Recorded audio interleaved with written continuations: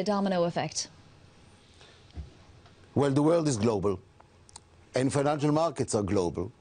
And when, for example, there is an understanding that some countries are safer than others, and people want to invest in the United States because some other countries maybe are less stable, with less expectations about the future, then we will see the US dollar strengthens. And when the US dollar strengthens, it's relatively to those other currencies. It's always a relative price. So what we have seen recently primarily is a move towards safer haven. Will we see more crises? Will we see more recession? We are always going to see more crises. That's not the But question. I mean in the immediate term and in emerging markets. Well, emerging markets are not monolithic again. What we see today, especially because of the fall in commodity prices recently, is that those countries that have not diversified their productive capabilities are now suffering because they are very concentrated in this commodity or that commodity. And in this particular context, where so many commodities were demanded by China, when China's growth is reduced and when China shifts its effort from production to services, this is where the demand for commodities all over the world is being reduced. Jacob, when I see Brazilian real out to new weakness and the stunning emerging market collapses in other currencies, including Rajan's India, I want to know what you're advising Mr. Diamond. Is this an America ascendant where we project out to this mediocrity, this mediocre growth, or is this a time for U.S. financial systems to pull themselves into America? Which is it? Destiny is that the world will remain globalized.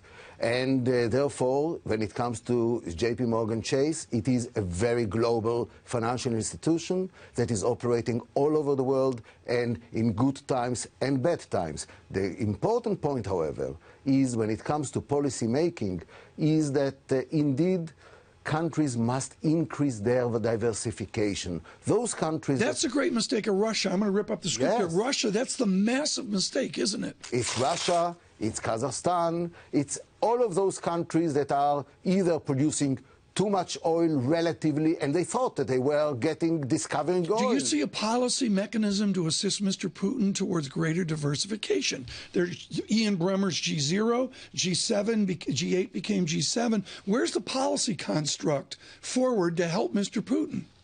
Mr. Putin must help himself first and foremost, and only then help will come from the rest of the world. The issue is that too many countries have ask themselves, how can I be saved from trouble? How can you help me to save myself from trouble? These are the ghosts of 1998. I was just going to say, go there, yeah, I was going to say, how do you see it playing out? Is it going to play out through currencies? Are we going to start seeing, a collapse in, government bonds, sovereign bonds? Well, 1998, 1997, the Asian crisis, 1998, Russian default, emerging market crisis, everyone escaping from emerging markets, and there is this domino effect, had some important good consequences. I believe that many of the emerging markets, particularly in Latin America and also in the Asian region, have improved their policy making.